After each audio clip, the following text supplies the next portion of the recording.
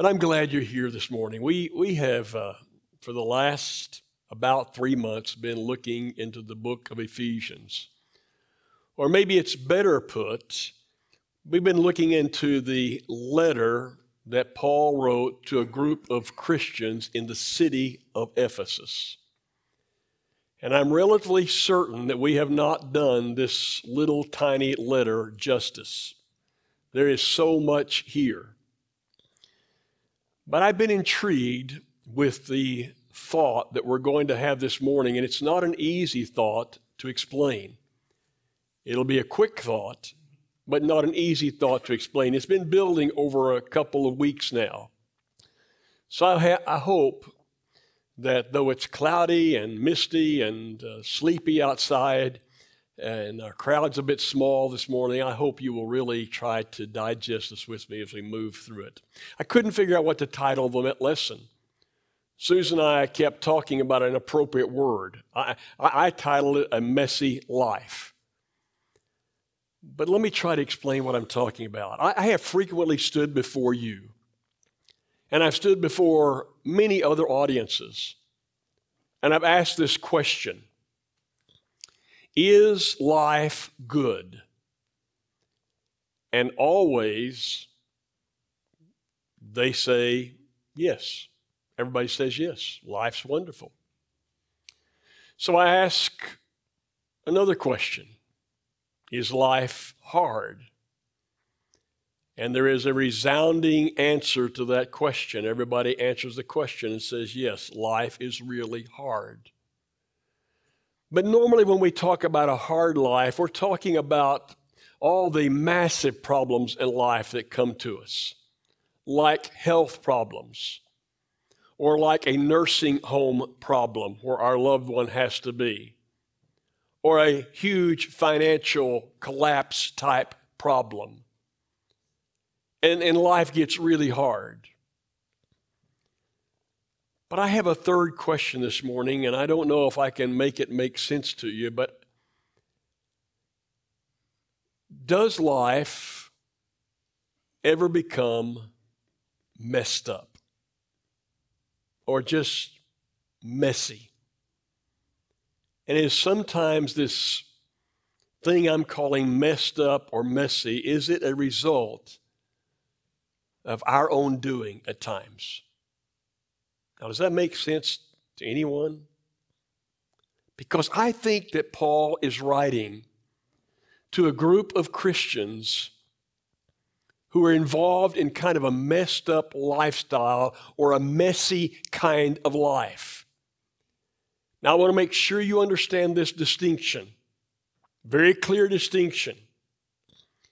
These are not people who are anti-God, who are blasphemous toward God. Last night, we finally got to cut some wheat around 4 o'clock. I quit at 9 o'clock and came in and got cleaned up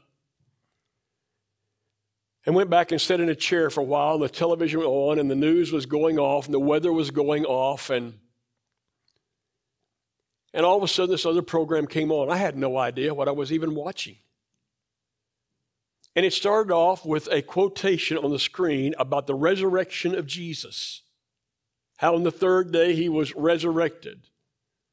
And Susan and I are both thinking, wow, what are we about to see here? And then it showed 3 women standing in front of the tomb and the stone being rolled away. And they began to mock. They began to mock the story. And all of a sudden, an actor looking like a politician walks out. And they're portraying him as, I'm not even going to say who. You know who. And I was flabbergasted with the blasphemy that I was seeing. And I had said a long time ago, Suze, don't ever, ever let me watch this particular network, ever. And I reiterated that again last night. That's not what I'm talking about this morning. That's not the kind of messy life I'm talking about. The people to whom Paul is writing, they have some truth issues. And every time you and I have truth issues, doesn't it make life feel all messy? Doesn't it get everything messed up around us when we don't quite tell the truth? And the people to whom he's writing have anger issues.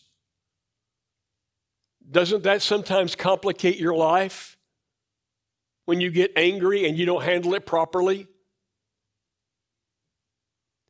And they have greed issues.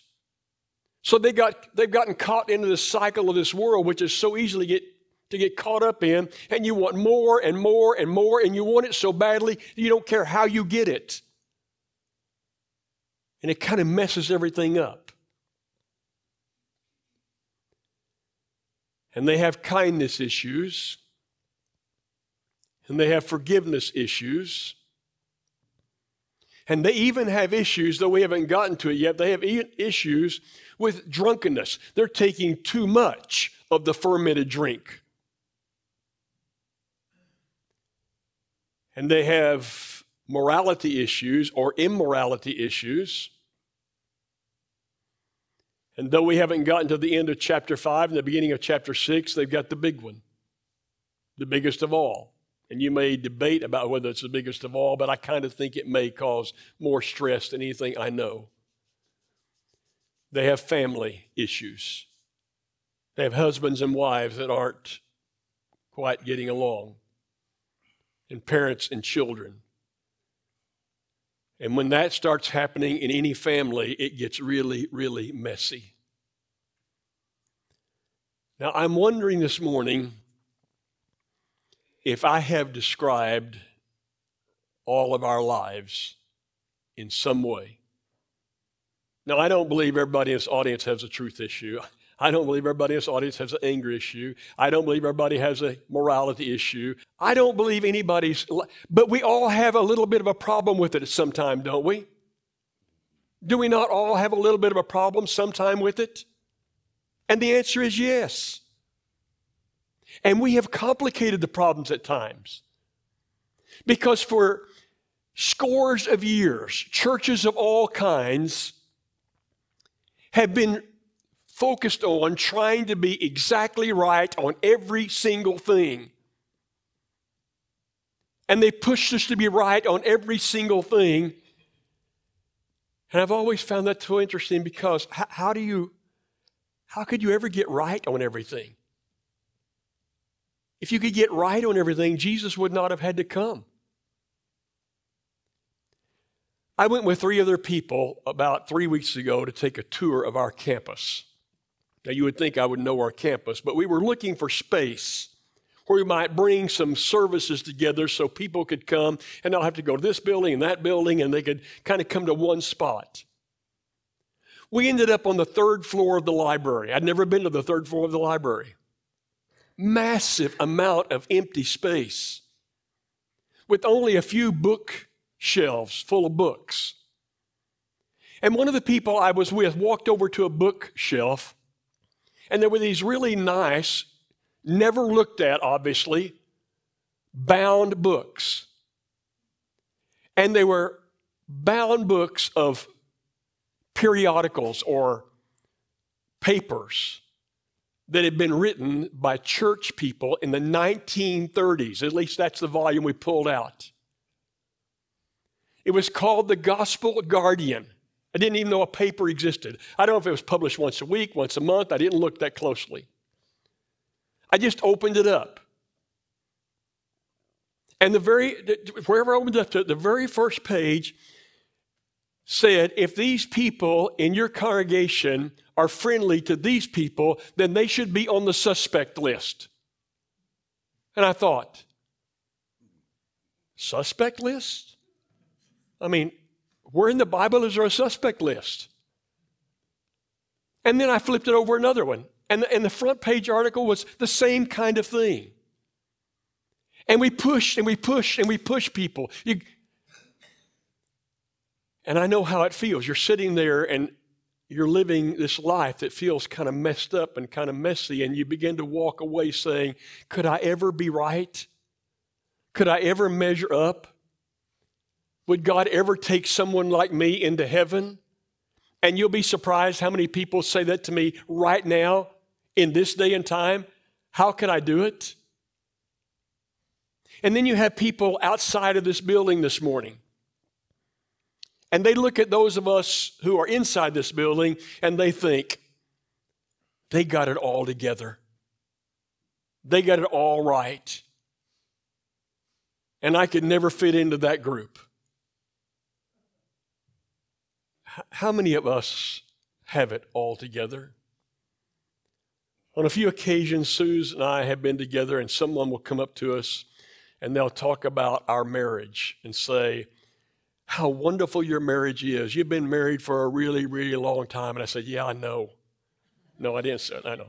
We've been married for a really, really, I need to get more serious about this lesson because it's a really serious lesson. We've been married for over 50 years, they'll talk about. And your family's so wonderful. And sometimes Susan and I are able to talk to them, and sometimes after they leave, we talk to each other. Little do they know. No marriage is without struggle. No marriage is without messiness. And raising children, it's got mess to it. And yet, people out there feel like they can't come in here because we may have portrayed that we have it all together. Am I making sense in all this? And how many people have I met and talked to through the years, up until recently, who won't even come into a church building because we were so forceful and they just said, I can't do it anymore. I don't want to do it anymore. And they leave. And Paul is writing to some people who have kind of messed up lives with all kinds of things that are common to this world. But I've got to tell you something. They are every bit saved people. And so I want to make 2 points this morning. And I told you it wouldn't take too long.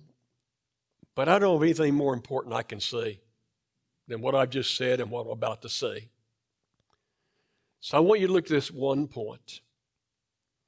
Jesus loves us. Jesus loves us. Even when I get things kind of off, he loves us. And so there's this passage in chapter 5, beginning in verse 25. And he's into that part where he's talking about families that are getting messy. But I want you to really look at what he says. We've heard it so many times, but I want you to really look at what Paul says about Jesus. So read with me, beginning in verse 25. Husbands, love your wives, just as Christ loved the church. Now, we've heard that forever, haven't we? And he gave himself up to make her, now watch this really, really closely because this becomes so powerful. He gave himself up to make her holy, cleansing her. Now, who's her? The church. Who's the church? That's the kingdom people. That's all of us. He gave himself up to cleanse us through the washing with water through the word and to present us to himself as a radiant church or people without stain or wrinkle or any blemish, but holy and blameless. Do you see what he's saying? He's been talking about people who have this kind of messed up and this kind of messed up and this kind of messed up. And it says all of a sudden that Jesus gave himself up to clean us up and to present us to himself as not messed up, perfect in every way. Isn't that amazing? He took these people to whom he is writing, who have all these issues, and Paul says, here's what he's really done. He did for you what you can't do for yourself. He took you and he washed you and he cleaned you and he made you a beautiful, radiant bride for himself. Now, you got to kind of stay with it. You got to kind of stay with it. You can't turn your back on him. You can't walk away from him. You got to kind of think about your issues and work on your issues. But perfection is not your job. It's never been your job. Perfect rightness has never been your job or my job. That's Jesus' job. That's the job of Jesus. How does that make you feel? Because I'm telling you that some of these issues that I have just addressed have been present in my life in the not too distant past. Like days. Like days. And if Jesus did that to me in this kind of life that I'm trying to live, then I think that we ought not to be joyful. I think we ought to be joyful. Knowing that I don't have it all together, it's all kind of messed up, but I ought to be joyful because Jesus has done this thing of cleaning me and changing me and presenting me to him as perfect. I ought to not walk around with a stooped shoulder and a hung head thinking, I'm never going to be good enough and I'm never going to get to heaven. What's the use? That's wrong. We ought to be joyful. And you say, well, how do I get that? Well, if you back up a little bit in chapter 5, and I know that I'm hopping around and I don't like that. I like just to go through the scriptures one after another and look. But I want you to back up because it's the same context. It's the same context. So look at this verse. He has said, right before this, I don't want you to be drunk with wine. I don't want you to have this drunkenness problem that fills you with all these feelings, makes you feel good. It leads to all kinds of other sins, he says. I don't want you to live like that. It's not what Jesus would want. Instead, I want you to be filled with the Spirit. And I want you to speak to one another in psalms and hymns and songs from the Spirit. Sing and make melody in your heart to the Lord, always giving thanks to God for everything in the name of our Lord Jesus. And I know that we've taken that verse and we've ripped it out of context so often, and we try to make it fit a worship setting. And I don't know how you do that because there's nothing in this book that's talking about worship. This is talking about joy. Our son Mitch has sent to Suze and to me a recording that he's done on several occasions of our youngest grandson, Cal.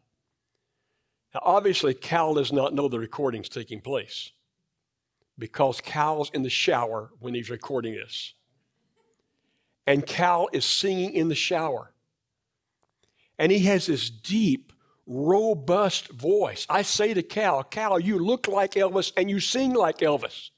I need to retire. You need to get into that business. I mean, his singing is amazing. And Susan and I just laugh as we listen to him. We've never heard him in public, by the way. But can you just picture this? When you're happy, when you're feeling good, and you feel so protected and no one's around, you just burst out into a song and you express yourself so wonderfully. It's a picture of joy and happiness. And sometimes we do that. We just start humming. And sometimes we sing. And he says, do it to one another. I think he's saying, present yourself to one another as joy-filled and happy and not, I just can't measure up. Is that making any sense to you? We have been given so much. And suddenly I'm reading through the book of Ephesians. I'm trying to figure out week after week, what does this mean? And it strikes me that he's writing to all these people who must be having these kind of problems. Else, why would he write it? Anger issues, truth issues, greed issues, morality issues, forgiveness issues, family issues, drunkenness issues. And he's saying, you want to stop that. You want to change that. Everybody knows that. You need to work on that. But at the same time, I got to tell you, Jesus is cleaning it all up for you all the time if you'll just stay with him and keep trying. I just wish all the world could hear that. I wish all of Cordell could hear that. And they could flood into the building. And they could come as they are. And they could hear the great good news of Jesus Christ. Because it's the pathway to heaven. It's the pathway to the Father. And we ought to live with confidence because that one line, he loved us and gave himself up for us and made us to be a radiant bride to himself. And that's what we remember when we take communion. That's exactly what we remember. Without Jesus, my messed up life never, ever gets any better and never, ever is rewarded. It's just punished. It just continues all the way to the grave. But with Jesus, all different.